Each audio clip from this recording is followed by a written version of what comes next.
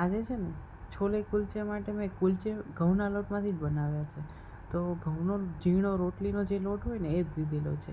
એમાં આપણે ખાંડ એડ કરી દઈશું, સ્વાદ પ્રમાણે મીઠું એડ કરી દઈશું, 1 ચપટી જેવા બેકિંગ પાવડર, 1 ચપટી જેવો બેકિંગ સોડા એડ કરી દઈશું અને સાથે 2 મોટી ચમચી થાય ને એટલું તેલ એડ કરેલું છે. આ બધાને સારી રીતે મિક્સ કરી અને 2 મોટા ચમચા જેટલું દહીં એડ કરી અને પછી એનો લોટ બાંધેલો છે. અહીંયા દહીં છે ને થોડું ખાટું લેશો ને તો એ સરસ મજાનું ખમીરું છે, એટલે એ એકદમ સરસ એવો આપણો લોટ છે જે કુલચા માટેનો એ રેડી થઈ જશે. અને હવે આપણે એમાં છે ને જરૂર પ્રમાણે પાણી એડ કરતા જઈ અને એકદમ સોફ્ટ એવો ડો બનાવવાનો છે. કુલચાનો લોટ છે ને એ સોફ્ટ હોય, હાર્ડ નહીં, રોટલી જેવો તમે બનાવી અને એને ઉપર થોડું પાણી અને તેલથી ગ્રીસ કરી અને લગભગ 2 થી 3 કલાક જેવું એને મૂકી રાખશો ને તો તમારા કુલચા બહાર જેવા એકદમ સરસ સોફ્ટ થશે અને ટેસ્ટમાં પણ એટલા જ સરસ લાગે છે. આ મેંદો અને ઘઉં મિક્સ કરશો તો પણ સરસ થશે અને એકલા ઘઉંના ઝીણા લોટના બનાવશો ને તો પણ એટલા જ સરસ, રોટલીનો લોટ જે કહીએ ને એના બનાવશો ને તો પણ એટલા જ સરસ થશે.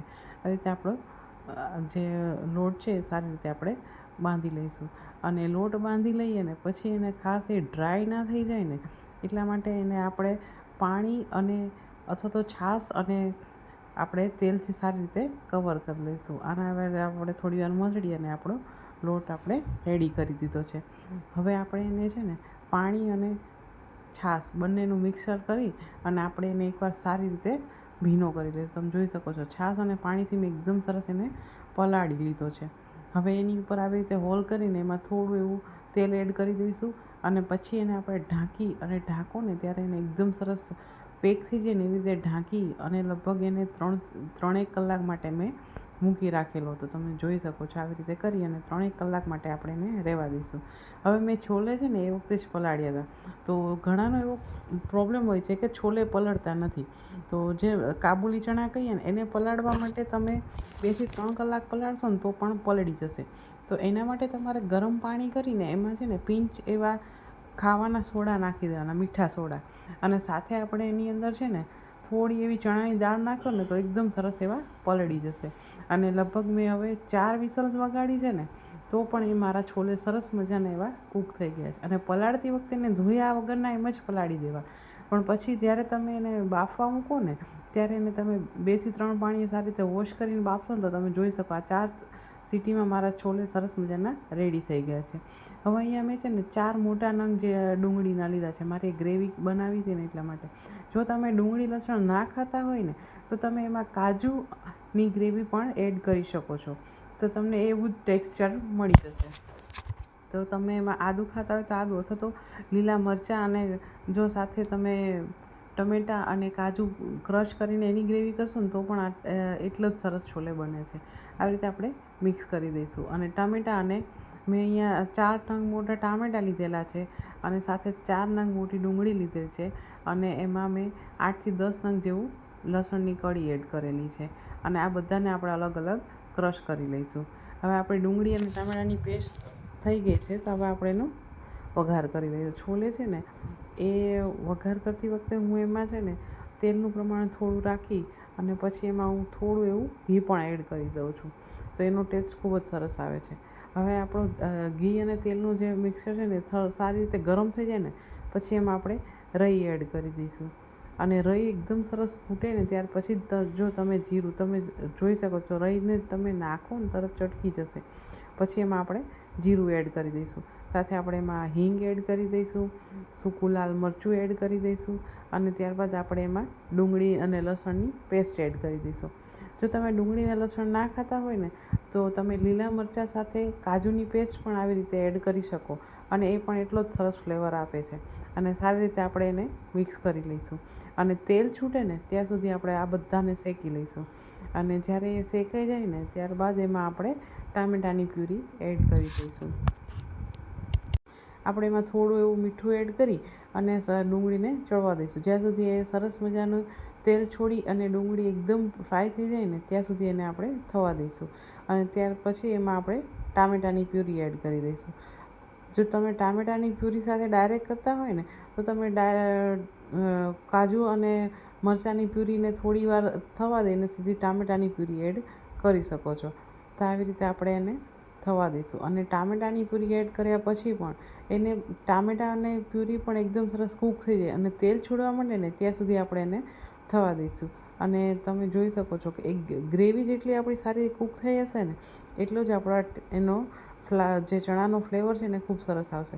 હવે આપણે આ જે ટામેટાની પ્યુરી કરેલી હતી ને એમાં જ આપણે લાલ મરચું પાવડર, ધાણા જીરું પાવડર, હળદર પાવડર, સાથે મેં છોલે મસાલો લીધેલો છે એ પણ હું આમાં એડ કરી દઈશ. અને આ બધાને છે ને હું જે આપણું છોલેનું પાણી છે ને એમાં જ હું એડ કરી અને ક્રશ કરી લઈશ. અહીંયા મેં છોલેનું પાણી જ હું યુઝ કરું છું. છોલેને મેં 2 પાણી સારી રીતે ધોઈ અને પછી જ બાફવા મૂક્યા હતા, માટે હું એનું પાણી યુઝ કરીશ, એ નહીં જવા દઉં. અને એના જ પાણીથી હું આવી રીતે બધો મસાલો છે ને એને એકરસ બનાવી અને પછી હું જે આ ટામેટાની પ્યુરી કૂક થઈ જાય ને એટલે હું એમાં એડ કરી દઈશ. અને અહીંયા છે ને મેં તીખું મરચું અને કશ્મીરી મરચું બંને એડ કરેલું છે, તો જેનાથી એનો કલર પણ સરસ આવશે અને ફ્લેવર પણ બહુ જ સરસ આવે છે. તો મારી આ પેસ્ટ છે ને મેં 1-2 વાર મિક્સરમાં ફેરવી લીધું તો સરસ મજાની રેડી થઈ ગઈ છે. હવે તમે જોઈ શકો છો કે ટામેટાં અને ડુંગળી કૂક થઈ ગયા છે. હવે એમાં આપણે આ પ્યુરી એડ કરી દઈશું, જે મસાલાની પ્યુરી છે એને, અને લગભગ એને પણ 2 થી 3 મિનિટ જેવું થવા દઈશું. અને ત્યારબાદ આપણે એમાં જ્યારે તેલ છૂટી જાય ને ત્યારે આપણે એમાં ચણા એડ કરી દઈશું. તો આ એકદમ સરસ અને એકદમ ઇઝી છે, પણ એનો કલર ખૂબ જ સરસ આવે છે અને ટેસ્ટમાં પણ એટલા જ સરસ લાગે છે. કારણ કે જ્યારે ગ્રેવીમાં ડુંગળી કે ટામેટાં કાચા રહે ને તો એના ફ્લેવર સારો નથી લાગતો. એટલા માટે ઘણીવાર એવી થતું હોય છે કે ભાઈ અમારા છોલે એટલા સારા નથી બનતા, પણ એનું કારણ ખાલી ડુંગળી અને ટામેટાની જે ગ્રેવી પ્રોપર કૂક થવી જોઈએ એ નથી થતું એટલું જ હોય છે. તો આવી રીતે આપણે થવા દઈએ. હવે જરૂર પ્રમાણેનું મીઠું એડ કરી અને લગભગ આપણે એને 5 થી 10 મિનિટ જેવું થવા દઈએ અને પછી આપણે છેલ્લે એમાં લીલા ધાણા એડ કરી અને એને થવા દઈશું. અને સ્લો ફ્લેમ પર એને 5 થી 10 મિનિટ જેવું સિજવા દો, તો આનો ફ્લેવર એકદમ સરસ, ચણા છે એ બધા ફ્લેવર એબ્ઝોર્બ કરી લેશે. હવે સાઈડ બાય સાઈડ આપણા કુલચા માટેની રેડી થઈ ગયા છે. તમે અહીંયા ડુંગળી સમારી લીધી છે, લસણ ઝીણું સમારી લીધું છે, સાથે મેં પનીર ઝીણું સમાર્યું છે અને લીલા ધાણા છે. જો તમે લીલું મરચું સ્પાઇસી ખાઈ શકતા હોય ને તો લીલું મરચું પણ આમાં એડ કરજો, બહુ જ સરસ લાગે છે. પણ મારે બાળકોને બી ખાવાનું હતું ને એટલે મેં લીલું મરચું સ્કીપ કરેલું છે. એમાં આપણે ખાલી મીઠું એડ કરી અને આ બધો જ મસાલો સારી રીતે એકવાર મિક્સ કરી લઈશું. અને સ્ટફ કુલચા આપણે આ મસાલાનો યુઝ કરી અને બનાવીશું. તો આજે મેં સ્ટફ અને સિમ્પલ બંને બનાવેલા હતા. તો સ્ટફ કુલચા માટે મેં આ મસાલો એડ કરેલો હતો. આવી રીતે મસાલો એડ કરી હવે આપણું જે કુલચા માટેનું જે લોટ બાંધીને રાખ્યો હતો ને એને આપણે સારી રીતે 2 થી 3 મિનિટ જેવો મસળી લઈશું. તમે જોઈ શકો છો એકદમ સરસ સોફ્ટ આપણો ડો રેડી થઈ ગયો છે અને એમાં સારું એવું ખમીર બની ગયું છે. તો હવે આપણો આ ડો એમાંથી આપણે એક લુઓ લઈ અને એને આપણે ફેલાવી લઈશું, કારણ કે આ ઢીલો જ હોય છે. તો આવી રીતે આપણે એને થોડો લોટની મદદથી ફેલાવી એમાં આપણે વચ્ચે થોડું સ્ટફિંગ ભરી દઈશું અને આવી રીતે કરી અને સરસ મજાનો લોટ લગાડી અને આપણે એનો કુલચો વણી લઈશું. બહુ ઇઝી છે પણ ખાવામાં એટલા જ સરસ લાગે છે. આવી રીતે આપણે કલોંજી અને લીલા ધાણા ઉપરથી એડ કરી અને હવે આપણે એની એક સાઈડ પર પાણી એડ કરી અને આપણે તવીમાં શેકી લઈશું. અને એને પાણીમાં શેકીએ, કારણ કે જે કુલચા હોય છે ને એ ભઠ્ઠીમાં શેકાય છે.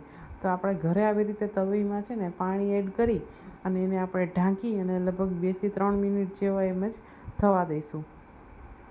અને ત્યાર પછી એને આપણે સીધી ફ્લેમ ઉપર જ ઊંધી લોઢી કરી અને શેકી લઈશું. અને આ રીતે જો કુલચા બનાવશો ને તો બહાર જેવા જ એકદમ સરસ ટેસ્ટી બને છે, પણ તમને ખાવાની ખૂબ મજા આવશે. સોફ્ટ અને સરસ મજાના એવા આપણા કુલચા થઈ જશે. જો તમે જોઈ શકો છો કે એમાં ખમીર ઉઠવા માંડ્યું છે, તો હવે આપણે આને આવી રીતે આપણે ફરી શેકી લઈશું અને પછી એને ફરતી બાજુ પણ આપણે રાઉન્ડ ફેરવતા જઈ લોઢી અને શેકી લઈશું. તમે જોઈ શકો છો એકદમ સરસ એવું આપણું જે કુલચું છે ને એકદમ ફૂલી જાય છે. તો આવી રીતે હવે આપણે ફરતી બાજુ ફેરવતા જઈ અને પછી એને સરસ મજાની શેકી લઈશું. અને જ્યારે આ કરો ને ત્યારે એને હાઈ ફ્લેમ, અને કુલચા હંમેશા મીડિયમ ટુ હાઈ ફ્લેમ ઉપર કરશો ને તો તમારો કુલચો એકદમ સરસ થશે. જો તમે લો ફ્લેમ પર કરશો ને તો એ થોડા ચવળ થઈ જશે. એટલે આ વાતનું થોડી નાની નાની ટિપ્સ જો ધ્યાન રાખશો ને તો તમારા કુલચા પણ એકદમ સરસ બહાર જેવા જ થશે. તો તૈયાર છે આપણા સ્ટફ કુલચા વિથ છોલે.